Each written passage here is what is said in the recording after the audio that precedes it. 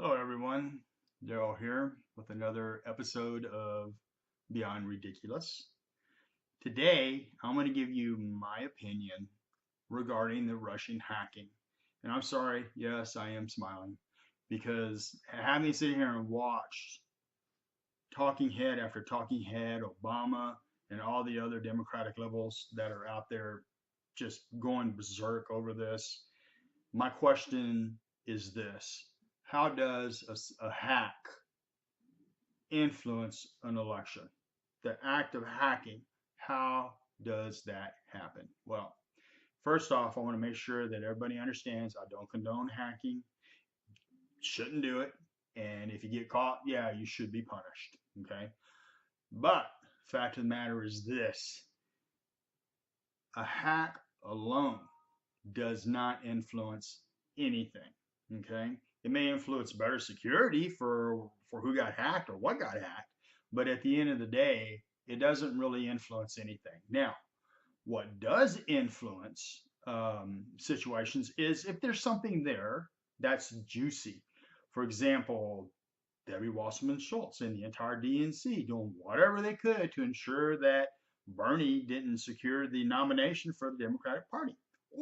Or maybe Hillary receiving the debate questions prior to the debate. Or maybe the Hillary's party or Hillary's campaign colluding with the media over editorial ability so far as, hey, do you like this, what do you think, it just goes on and on and on. Forget about the fact of Podesta with what he put out there regarding the evangelicals or the needy Hispanics and stuff like that, or the fact that his password is password.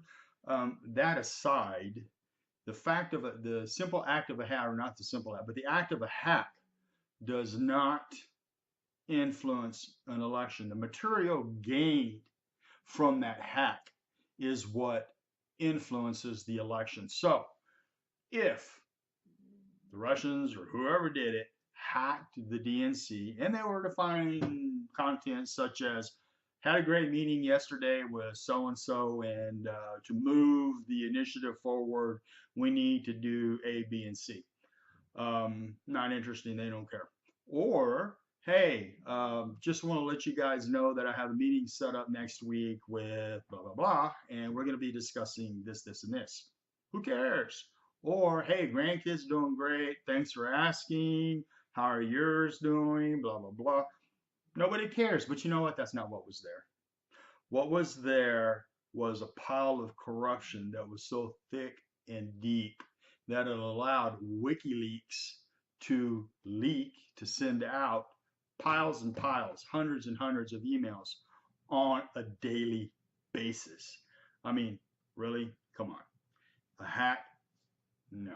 Sorry. The hack itself did not do that. It was the content that they retrieved from the hack. So, in other words, they screwed themselves with their corruption. Now, where's the dichotomy in all of this? Well, here's the way I see the dichotomy coming down. First off, what I just said a minute ago, so far as them wanting to talk about Obama, he put sanctions on Russia for committing the hack. Okay, great, fine, he did that.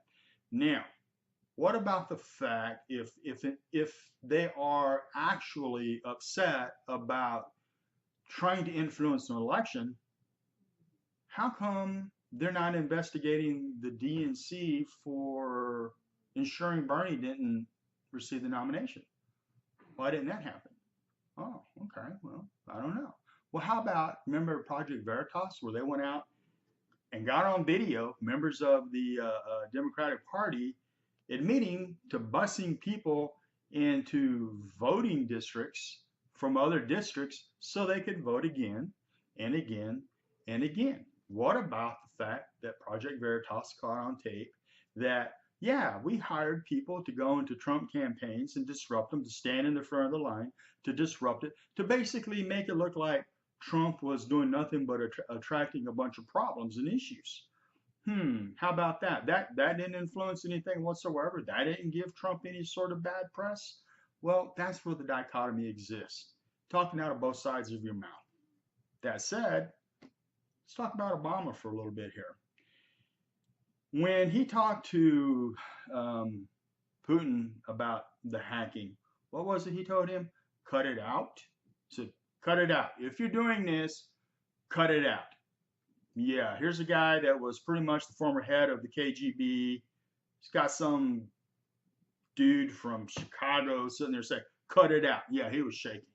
I'm quite sure he was scared to death when he heard that. Plus, I have to say, that is a great negotiating skill. If someone is doing something that you don't like, all you have to do is say, cut it out, and they'll quit. They'll stop. Okay? You don't have to do anything about it. They'll quit. They'll stop. Hey, Roosevelt, think about this. Roosevelt, World War II. All he had to do is call the Prime Minister of Japan, Tojo, and say, hey, Tojo, cut it out. Next call could have been to Hitler. Hey, Adolf, cut it out. World War II would have never happened. It'd have been over within a couple of days. Anyway, that said, I'm a little surprised though that Obama is upset with Vladimir Putin over the hacking. Okay, because he seems to get along really well with states or countries that really aren't very good or very nice. I mean, after all, let's think about this. He gave Iran $400 million. Okay, one of the largest, or if not the biggest contributor to terrorism. I have no idea what he was thinking there, but anyway, it's being heralded as the greatest deal since sliced bread. Then you look at the fact that he's sitting there going down to Cuba. Oh, just we restoring relations down there is great. That a dictatorship, human rights violations that go on for miles, and they're still doing it. Yet they're great people. Then you have the fact of, let's see, what was the, oh yeah, Syria. Line in the sand. You use gas. Here we come. Well, guess what? They used gas. Last I saw or heard was 3 times on their people. What's happened? Nothing. So the fact that he's a little upset with Putin is kind of bewildering to me because it would seem that he likes those types of people. Iran, Cuba, doesn't care if children and women get gassed in Syria. I mean, really? Come on. You're a little upset over some hacking because his pal didn't get elected? Oh well, what can I say?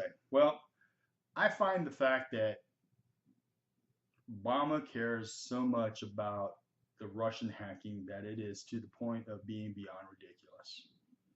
That's my episode today. Agree with it or not. Have a great day.